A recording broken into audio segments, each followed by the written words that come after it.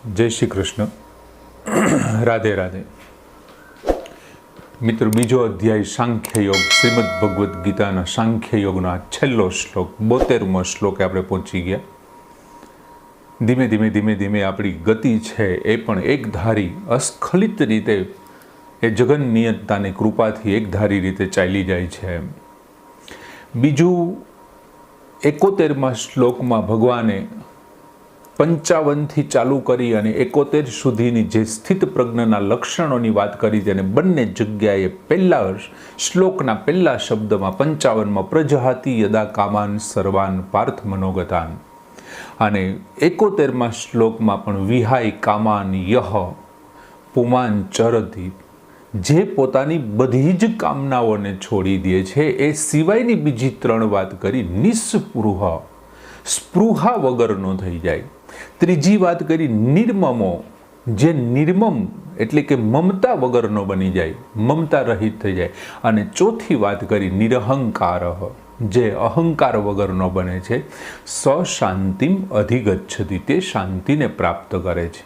અને આ જે શાંતિ પ્રાપ્ત, આ 4 વસ્તુ જેનામાંથી નીકળી જાય ને એક પછી ખાસ પ્રકારની સ્થિતિ થઈ જાય, એક ખાસ પ્રકારની સ્ટેબિલિટી એનામાં આવી જાય છે. અને એમનું નામ શું છે, એને કઈ સ્થિતિ કહે છે ને ભગવાન 72મા શ્લોકમાં સંપૂર્ણ અધ્યાયનું જાણે કે પૂર્ણાહુતિના રૂપમાં આ મંદિર બની ગયા પછી એમના ઉપર એક ઓલો કળશ મૂકતા હોય ને એમના જેવો આ શ્લોક છે. ભગવાન 72મા શ્લોકમાં અર્જુનને કહે છે કે એષા બ્રાહ્મી સ્થિતિ પાર્થ ન એનામ પ્રાપ્ય વિમુહ્યતિ સ્થિત્વા અસ્યામ અંતકાલે અપી બ્રહ્મ નિર્વાણમ રુચ્છતિ. એષા એટલે આ બ્રાહ્મી સ્થિતિ, બ્રાહ્મી સ્થિતિ છે પાર્થ એટલે હે પૃથાનંદન. એશામ પ્રાપ્ય, એશામ એટલે આને પ્રાપ્ય એટલે પ્રાપ્ત કરીને ન વિમોહ્યતિ, યોગી મોહિત થતો નથી, સ્થિત પ્રજ્ઞ મોહિત થતો નથી. આ એવી સ્થિતિ છે કે જેને પ્રાપ્ત કર્યા પછી ગમે તેવા સંજોગો એની સામે આવી જાય એમ છતાં પણ એ મોહિત નહીં થાય. જેમ વિશ્વામિત્રની સામે મેનકા આવી ગઈ અને વિશ્વામિત્ર મોહિત થઈ ગયા, પણ આ સ્થિત પ્રજ્ઞની સામે એક વખત જો આ બ્રાહ્મી સ્થિતિને પ્રાપ્ત કરી લઈશ ને તો પછી ગમે તે આવે તારી સામે 10 ઇન્દ્રિયો અને મનની ગમે તેવી રુચિકર વસ્તુઓ, વ્યક્તિ કે સ્થળ કોઈ પણ આવે, ન વિમોહ્યતિ. ભગવાન પોતે વચન આપ્યું છે, જો ન વિમોહ્યતિ. અને પાછું અર્જુનને નામ જો કીધું છે પાર્થ ન એનામ પ્રાપ્ય વિમોહ્યતિ. ભગવાને અમુક જગ્યાએ બહુ સારા વચન આપ્યા છે.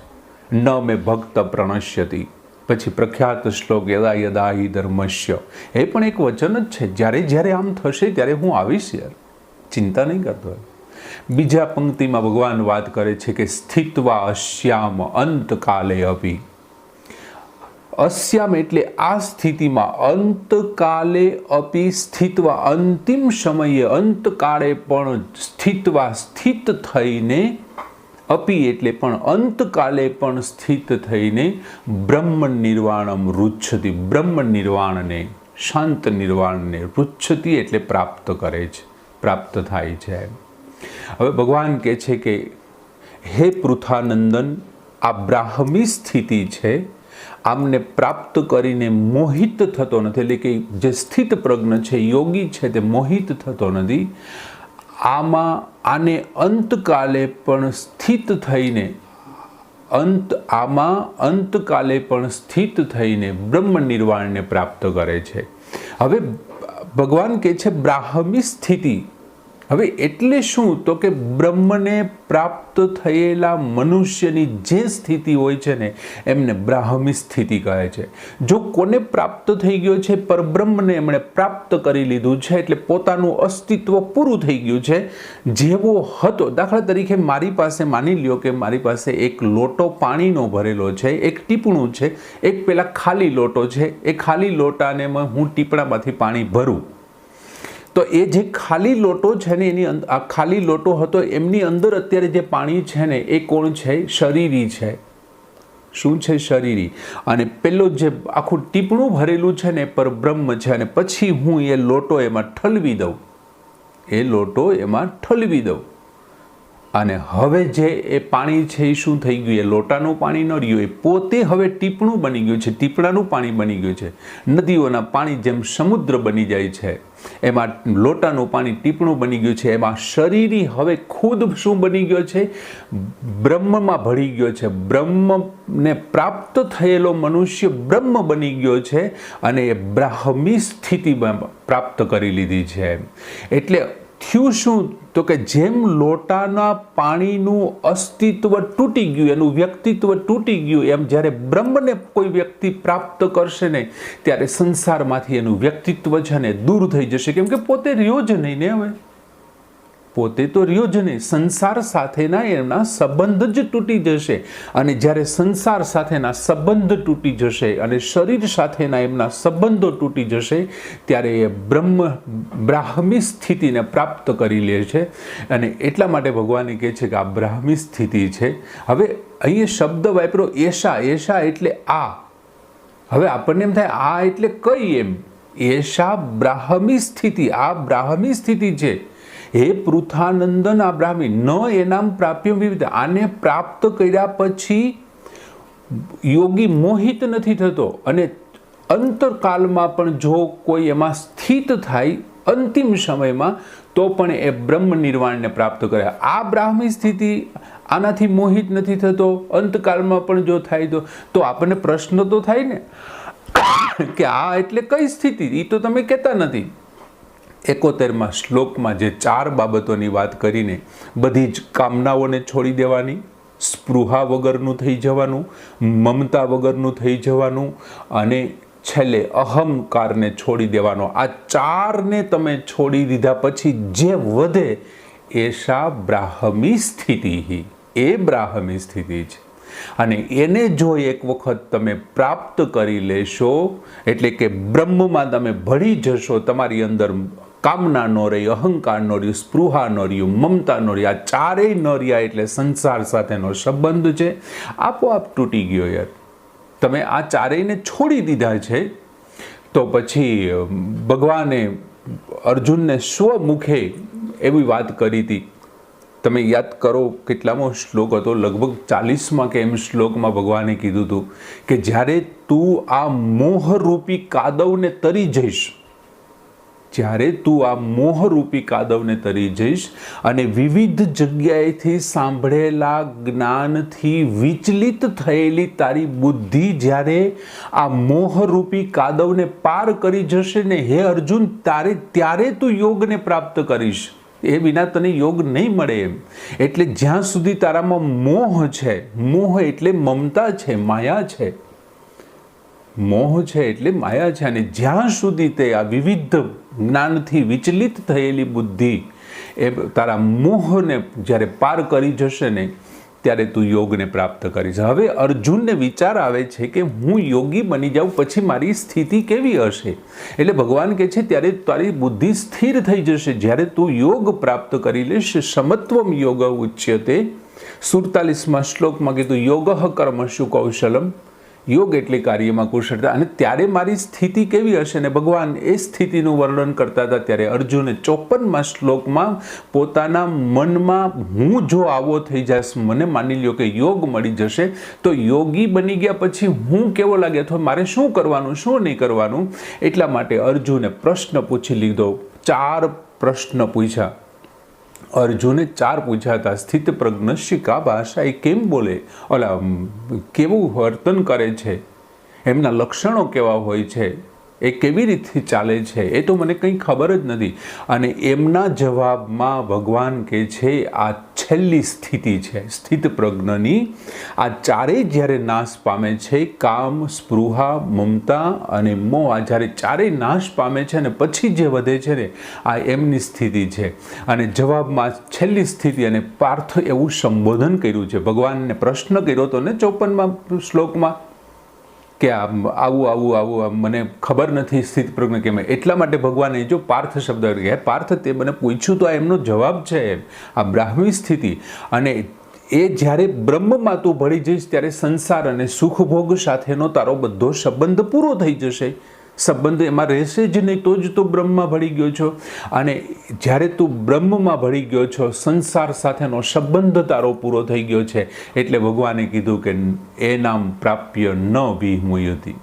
આ સ્થિતિને તું એક વખત પ્રાપ્ત કરી લઈશ ને પછી તારી સામે ગમે તેવી વસ્તુ આવશે, ગમે તે વ્યક્તિ આવે, ગમે તે સ્થળ આવે, ગમે તેવા સુખ ભોગ આવે, તને મોહિત થશે જ નહીં. તું શું કામ મોહિત નહીં થાય? કેમ કે એણે હું પણ છોડી દીધું છે, નિરહંકાર થઈ ગયો છે. હું નથી એટલે મારા નથી. અર્જુનને જે પહેલા અધ્યાયમાં મારા દેખી અને મોહ થયો છે તો થશે જ નહીં. એટલે કે છે હવે તો મોહિત થવાનો કોઈ પ્રશ્ન જ નથી, કેમ કે હું નથી એટલે મારા નથી. જો હું જ નથી તો પછી કોના માટે મારે આ બધું જોઈએ અને શા માટે જોઈએ? શું કરવું છે મારે? કારણ કે મારું તો અસ્તિત્વ ન રહ્યું, હું તો બ્રહ્મ બની ગયો છું. બ્રહ્મની સ્થિતિને મેં પ્રાપ્ત કરી લીધી, એટલે કે હું બ્રાહ્મી સ્થિતિને હું પ્રાપ્ત કર્યો, એટલે મોહિત નથી થતો. ભગવાન કહે છે સ્થિત્વા અશ્યામ અંતકાલે અપી. બીજી પંક્તિમાં બહુ સરસ વાત કરી ભગવાન કે પરમાત્માને પ્રાપ્ત કરવા તરફ ભગવાને એક વધારે તક આપી છે કે કદાચ આખી જિંદગી તે કદાચ ગમે તેવું કામ કેમ નથી કર્યું, તું અધમથી અધમ કેમ નથી, તું પાપીથી પાપી કેમ નથી, પણ જો તારો અંતિમ સમય આવે, છેલ્લી ક્ષણ આવે અને એવા ક્ષણે પણ જો તું આમાં સ્થિત થઈ જા, આ બ્રાહ્મી સ્થિતિમાં તું સ્થિત થઈ જા ને, તો પણ તને બ્રહ્મ નિર્વાણમ રુચ્છતિ, તને બ્રહ્મ નિર્વાણ પ્રાપ્ત થશે. હવે ખરેખર વ્યક્તિ છે એ સંસાર સાથે જળ સાથેનો સંબંધ રાખીને બેઠો છે અને અંદર રહેલો માહિલો છે ને એ તો ચેતન છે યાર. અને જળ સાથેનો સંબંધ, જેવો જળ સાથેનો ચેતનનો સંબંધ તૂટશે એટલે જે એમનાથી મોટું ચેતન છે તેમની સાથે જોડાઈ જશે. ભગવાને 40મા શ્લોકમાં જો એક વાત કરી હતી યાર કે અહીં શરૂઆતનો અંત નથી. તું સહેજ અમથું થોડું અમથું પણ કામ કરીશ ને, અનુષ્ઠાન કરીશ ને, તો પણ તને એ બહુ મોટા ભયમાંથી બચાવી લેશે. એટલે કે જન્મ અને મૃત્યુના ભયમાંથી સહેજ અમથું થોડુંક અમથું પણ કામ તને બહુ મોટા ભયમાંથી બચાવી લેશે. એટલે આમાં ખરેખર એક આપણને પ્રશ્ન એવો થાય કે આખી જિંદગી જેણે કોઈ દી કાંઈ નથી કર્યું અને છેલ્લી ઘડીએ એ ભગવાન એમ કે અંતકાલે અપી, જો અપી છે છેલ્લી ઘડીએ જો તું આમાં સ્થિત થા તો પણ તને બ્રહ્મ નિર્વાણમ રુચ્છતિ, તું બ્રહ્મ નિર્વાણને પ્રાપ્ત કરીશ. એટલે આપણને પ્રશ્ન થાય એવું થોડું હોય, તમે જ્યારે સંપૂર્ણ સ્વસ્થ હોવ ત્યારે તમારી બુદ્ધિ છે સંપૂર્ણ સ્વસ્થ હોવાની, તમે મૃત્યુ સમયે તો અસ્વસ્થ હશો તો તમારી બુદ્ધિ પણ અસ્વસ્થ હશે, તો એ કેવી રીતે સ્થિર થશે? તો ભગવાન કહે છે કે ભાઈ જ્યારે માણસના પ્રાણ જતા હોય, એમનું મૃત્યુ આવે છે, ત્યારે જ્યારે એમનો પ્રાણ બહાર નીકળે છે ને ત્યારે શરીર સાથેનો વિચ્છેદ થાય છે, શરીર સાથેનો સંબંધ તૂટે છે. એટલે કે 10 ઇન્દ્રિયો છે, આ છે, તે છે. હવે શરીર સાથેનો સંબંધ તૂટે એટલે સૂક્ષ્મ શરીર પણ, સ્થૂળ શરીર અને સૂક્ષ્મ શરીર સાથેનો સંબંધ તૂટતો હોય છે. અને એવી અવસ્થામાં એ જો કદાચ એમની સ્થિરતા આવી જાય અને જો આ બ્રાહ્મી સ્થિતિ બાબતે વિચાર કરે, અંતિમ સમયે કદાચ વિચાર કરે ને, તો પણ ભગવાને કીધું કે તું પરમ તત્વને પ્રાપ્ત કરી શકીશ યાર, તું બ્રહ્મ નિર્વાણને પ્રાપ્ત કરી શકીશ. એક તક આપી છે મનુષ્યને, વધારાની તક આપી છે. અને ઘણા એવા દાખલા છે ને, રાવણે અંતિમ સમયે રામ નામનું જપ કર્યું, વાલીએ અંતિમ સમયે રામ નામનું જપ કર્યું. બહુ દૂર ન જઈએ, સાચું ખોટુંની મને ખબર નથી, પણ મેં સાંભળ્યું છે કે કચ્છમાં બહુ મોટો એક લૂંટારો જેસલ કરીને, અને છેલ્લી સ્થિતિમાં એ બહુ સારી પોતાની જિંદગી જીવી ગયો. કદાચ એવું બને, આખી જિંદગી ન કર્યું હોય તો છેલ્લે ન કરી શકે એવું જરૂરી નથી. એ ક્યારેક ભગવદ્ કૃપાથી થાય, ક્યારેક કોઈ આગલા જન્મોના કર્મોને કારણે થાય, પણ થાય એવું બનવા જોગ છે. અને અહીંયા અપી શબ્દ વાપર્યો છે, એનો અર્થ અંતકાલે પણ, એનો અર્થ એવો કે પહેલાંના સમયમાં પણ તું કરી શકે, અને આખી જિંદગી ન કરી હોય તો અંતકાલે અપી, છેલ્લા સમયે પણ. તો કદાચ આખી જિંદગી ન કરી તો કાંઈ નહીં, તું છેલ્લા સમયે પણ કરી શકે, પહેલાં અને છેલ્લા બંનેમાં કરી શકે. અને પછી ભગવાને વાત કરી કે બ્રહ્મ નિર્વાણમ રુચ્છતિ, જેમ સાંખ્ય યોગીઓ છે એ બ્રહ્મ નિર્વાણને પ્રાપ્ત કરે છે ને, એમ ભગવાને અહીંયા બીજા અધ્યાયમાં આ 72માં શ્લોકમાં સિક્કો મારી દીધો કે કર્મયોગી પણ બ્રહ્મ નિર્વાણને પ્રાપ્ત કરે છે. માત્ર સાંખ્ય યોગી જ નહીં, કર્મયોગી પણ બ્રહ્મ નિર્માણને પ્રાપ્ત કરે છે. આ બહુ સરસ મજાનો 72માં શ્લોક. એશા બ્રાહ્મહિ સ્થિતિ પાર્થ નૈનામ પ્રાપ્યમ વિમોહયતિ સ્થિત્વા અસ્યામ અંતકાલે અપી બ્રહ્મ નિર્વાણમ રુચ્છતિ. અહીં પૂરો કરીએ છીએ મિત્રો. બીજી એક વાત તમને એ કહેવાની હતી કે આપણે જ્યારે પ્રથમ અધ્યાય પૂરો કર્યો ત્યાર પછી આપણે એમની પુષ્પિકા રજૂ કરી હતી. આ વખતે એમને એ જ પુષ્પિકા રજૂ કરવું એ મને બહુ અનુકૂળ નથી લાગતી, પણ અધ્યાય પૂરો થયો છે. ભગવાન શ્રી કૃષ્ણએ જગન નિયંતાના ચરણોમાં આપણે ધરવું જોઈએ. બીજું, મારાથી ઘણી ભૂલ પણ થઈ હોય એટલે આપણે પુષ્પિકાએ રજૂ કરવી જોઈએ. એટલે બહુ વધારે એમાં કંઈ ન વિચારતા આપણે પુષ્પિકાના રૂપમાં બોલીએ કે ઓમ તત્સદિતિ શ્રીમદ ભગવદ્ ગીતાસુ ઉપનિષત્સુ બ્રહ્મ વિદ્યાયામ યોગશાસ્ત્રે શ્રી કૃષ્ણાર્જુન સંવાદે સાંખ્ય યોગ નામ દ્વિતીયો અધ્યાય. આ રીતે ઓમ તત્સત આ ભગવાનના નામોના ઉચ્ચારણપૂર્વક બ્રહ્મ વિદ્યા અને યોગશાસ્ત્રમય શ્રીમદ ભગવદ્ ગીતા ઉપનિષદ રૂપી શ્રી કૃષ્ણ અર્જુન સંવાદમાં સાંખ્યયોગ નામનો બીજો અધ્યાય ભગવાન શ્રી કૃષ્ણના ચરણોમાં વંદન સાથે પૂર્ણ કરીએ છીએ. અને એ પાર્થસારથીને વિનંતી કરીએ કે અમારા કામને આપ સારથી બની અને નિર્વિઘ્ને પાર પાડશો. જય શ્રી કૃષ્ણ.